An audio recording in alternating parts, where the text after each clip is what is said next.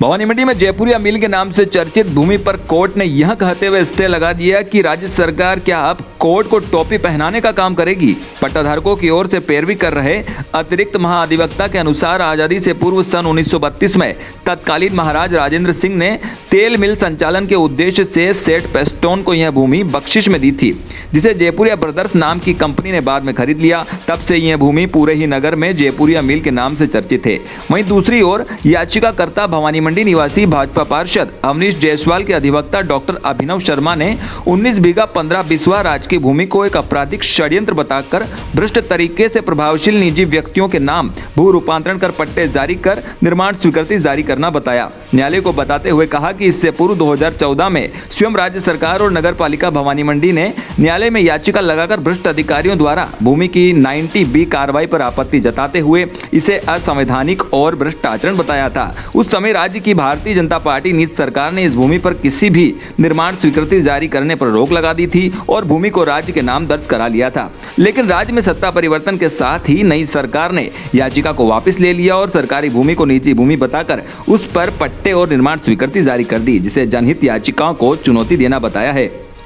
आपको बता दें कि सरकार द्वारा न्यायालय के समक्ष लिए गए स्टैंड पर बदलाव से नाराज मुख्य न्यायाधीश पंकज मित्तल ने झालावाड़ में भवानी मंडी स्थित 19 बीघा से अधिक सरकारी भूमि के निजी लोगों के हक में भू रूपांतरण के एक मामले में सरकार की कार्यप्रणाली पर सख्त टिप्पणी करते हुए कहा कि सरकार द्वारा न्यायालय के समक्ष लिए गए स्टैंड में बदलाव से ऐसा लगता है कि सरकार प्रभावशील निजी लोगों को लाभ पहुंचाने के लिए सरकारी भूमि को निजी संपत्ति साबित करने पर तुली है और न्यायालय के समक्ष पूर्व में लिए रुख से पलटी खा रही। सरकार की पैरवी में पेश हुए अतिरिक्त महाधिवक्ता अनिल मेहता से मुख्य न्यायाधीश की अध्यक्षता वाली खंडपीठ ने कहा, अब क्या राज्य सरकार न्यायालय को टोपी पहनाने का काम करेगी? यह बर्दाश्त नहीं किया जाएगा। ऐसा हुआ तो हम सरकार के मुख्य सचिव को न्यायालय में पेश होकर स्थिति स्पष्ट करने को कहेंगे। यह टिप्पणी मुख्य न्यायाधीश पंकज मित्तल और न्यायाधिपति शुभा मेहता की खंडपीठ ने अवनीश जायसवाल एक अन्य जनहित याचिका की सुनवाई करते हुए कहा। भवानी मंडी से एसके मीडिया के लिए bureau report Kapil Chauhan. Jaypriya brothers के नाम से ये जयप्रिया मिल के नाम से एक ज़मीन है भवानी मंडी के अंदर 19 बीघा 15 बिस्वा और अब श्री राम आवासीय कॉलोनी के नाम से तब्दील हो गई है।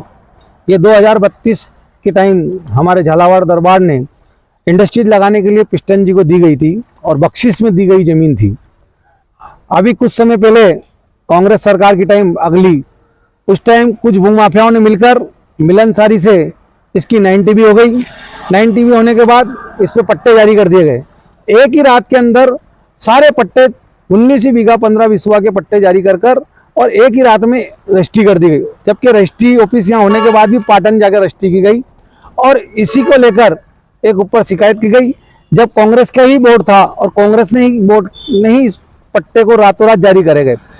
फिर हमने ऊपर शिकायत करी गई, इस पर जाँच हुई, उसमें सरकार ने पाया कि 90B गलत तरीके से कर दी गई है।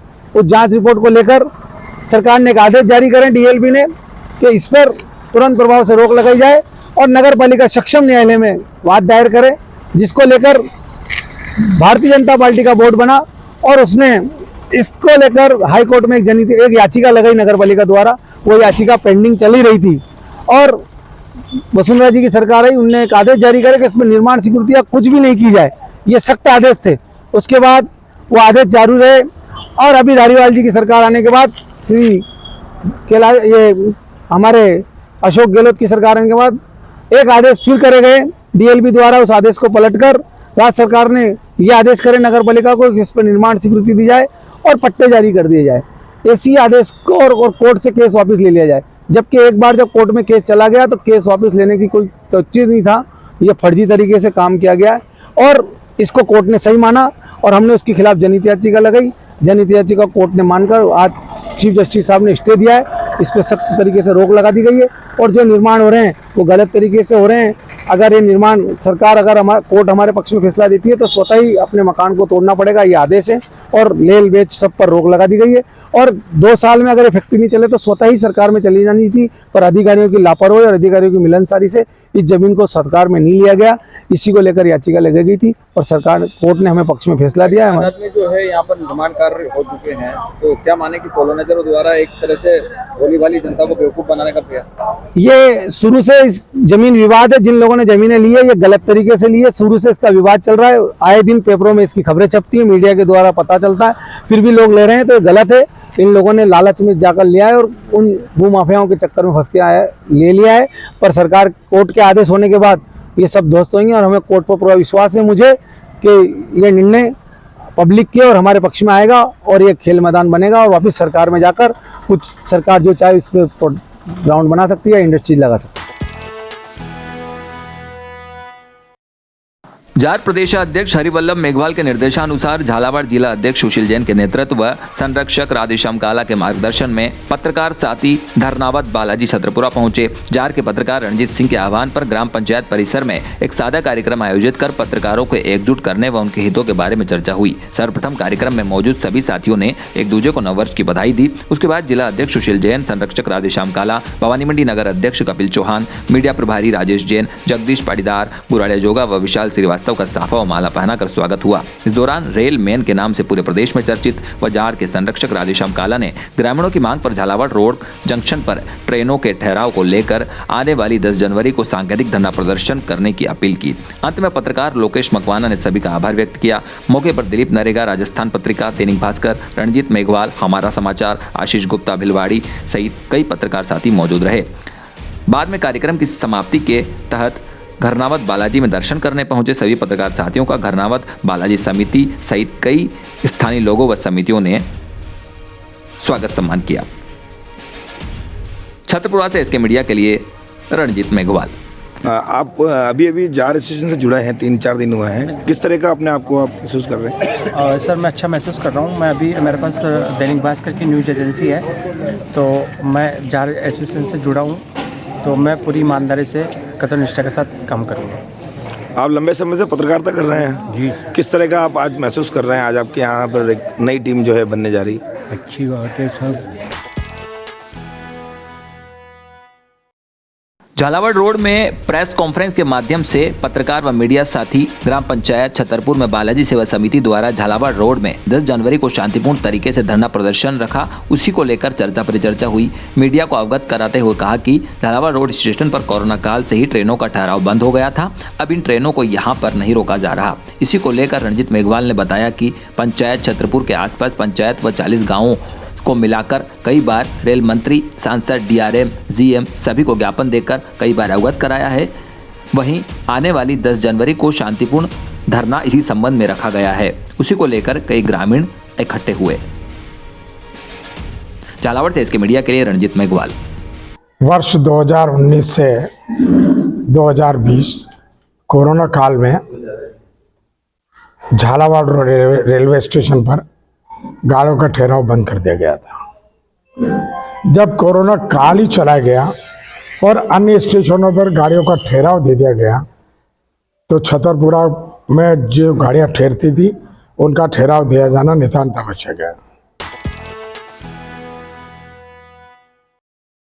चोमला के वार्ड नंबर 4 में मजदूरी कर अपने 3 बच्चों का पेट पाल रही परितक्या महिला अनिता बाई के मकान में बीती रात अज्ञात कारणों से आग लग गई, जिसमें घर में रखा 1 क्विंटल गेहूं, खाने पीने का सामान व पहनने के कपड़े, ऊनी वस्त्र जलकर राख हो गए। घटना की सूचना उपखंड अधिकारी को दी थी, लेकिन समाचार संकलन तक कोई भी पटवारी या सरकारी नुमाइंदा मौके पर नहीं आया। वहीं वार्ड नंबर 4 के वार्ड सरपंच प्रतिनिधि संजय जैन ने मौके पर पहुंचकर पीड़ित परिवार की महिला को उसी समय सहायता के रूप में 2000 रुपये की नगद राशि दी, जिससे वह अपने बच्चों के लिए खाने पीने का सामान खरीद सके।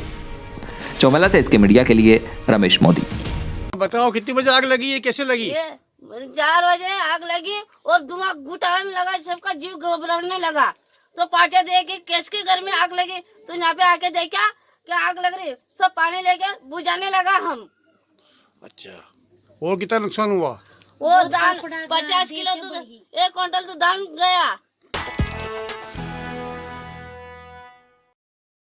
गंगदार उपखंड में बिजली विभाग द्वारा लोड शेडिंग के नाम पर की जा रही 8 से 10 घंटों की अघोषित बिजली कटौती से किसानों की फसल बर्बाद हो रही, वहीं आमजन व बिजली से जुड़े व्यापार व्यवसाय चौपट हो रहे। विधायक कालूराम मेघवाल के नेतृत्व में भाजपा मंडल डग चोमेला उन्हेल के मंडल अध्यक्षों व पार्टी के वरिष्ठ पदाधिकारियों व सदस्यों ने संयुक्त होकर राज्यपाल के नाम उपखंड अधिकारी गंगधार को ज्ञापन सौंपकर किसानों को 8 घंटे सिंचाई के लिए दिन में बिजली देने की मांग की। वर्तमान में सरकार द्वारा 6 घंटे बिजली किसानों को दी जा रही, वो भी बार बार ट्रिपिंग व लो वोल्टेज के साथ, जो कुल मिलाकर 2 से 3 घंटे बिजली दी जा रही, वो भी रात में। कड़ाके की सर्दी व शीतलहर में किसान अपने खेतों में सिंचाई करने को मजबूर है। किसानों के लिए बिजली जीवन रेखा है, इसके अभाव में खेती बर्बाद हो रही। सरकार किसानों की सरकार होने का दावा करती है, लेकिन हकीकत यह है कि सरकार की सारी नीतियां किसान विरोधी साबित हो रही। ज्ञापन से पूर्व भाजपा के सभी कार्यकर्ताओं ने कृषि उपज मंडी के सामने धरना देकर किसानों की समस्या पर गहन विचार विमर्श कर सरकार से 8 घंटे लगातार दिन में बिजली देने की मांग की। वहीं मांगे पूरी नहीं होने पर उग्र आंदोलन की चेतावनी भी दी। चौमेला से इसके मीडिया के लिए रमेश मोदी। सरकार से किसानों को बिजली लगातार कटौती की जा रही है, अघोषित कटौती। जो सरकार ने वादा किया था कि किसानों को हम 6 घंटे लगातार दिन में बिजली देंगे, बाकी किसानों को 2 या 3 घंटे बिजली मिल रही है और किसान रात को इस कड़ाके की सर्दी में पाणत करने के लिए मजबूर है। किसान का कोई टाइम निश्चित नहीं है कि किस टाइम पे जीरो लोड आ जाए। जिस प्रकार से सुबह 5 बजे से लेकर 11 बजे का फिटर बनाया इन्होंने।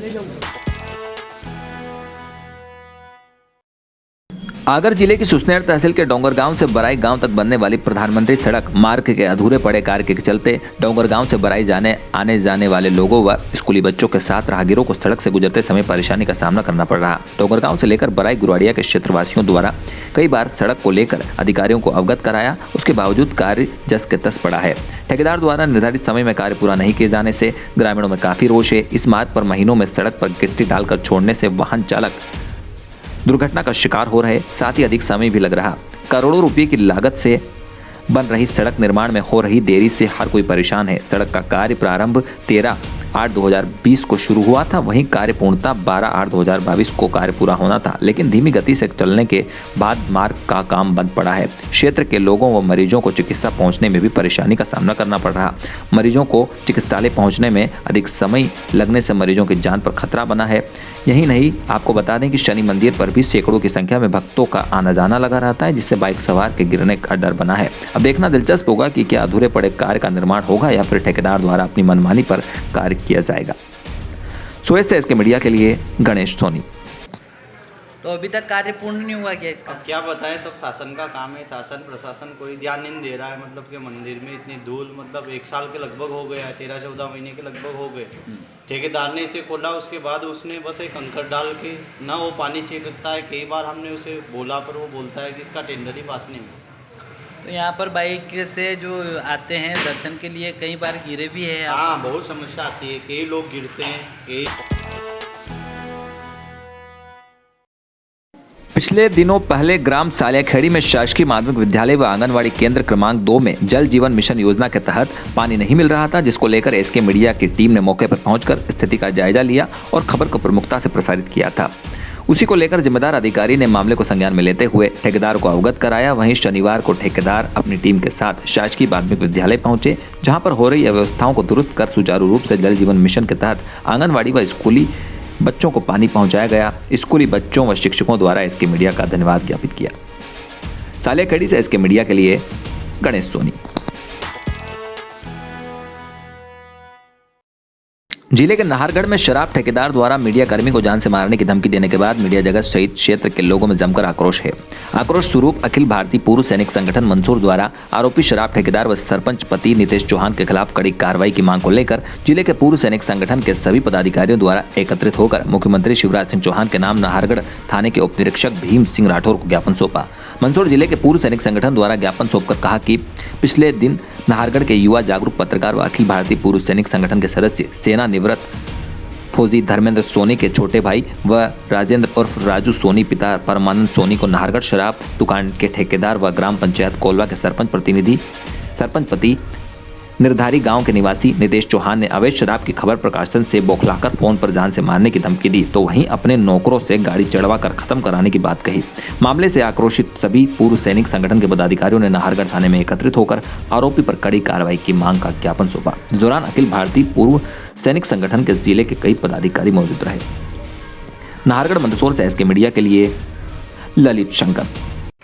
मेरा छोटा भाई जो कि पत्रकार है, राजेंद्र सोनी, उसको फ़ोन कॉल आता है और गाली गलौज की जाती है, मारने की धमकी दी जाती है। इसकी हम सैनिक परिवार निंदा करते हैं और मेरा संगठन अगर इस प्रकार के अपराध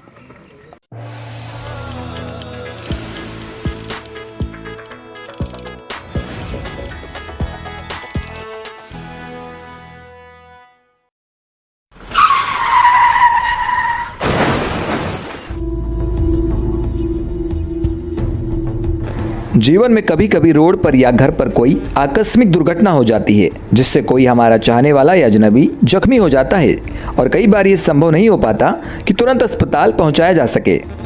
अस्पताल थोड़ी दूरी पर होता है और समय लग जाता है। ऐसे में उस व्यक्ति को उपचार की जरूरत होती है।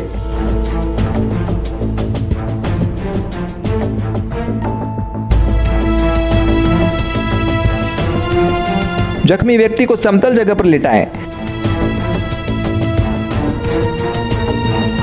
अगर शरीर पर कांच से घाव हुआ है तो गहरे घाव जिससे खून बहुत बह रहा है उसे रोकने के लिए साफ कपड़े से दबाव देकर पट्टी बांधें जिससे खून का बहाव रुक सके।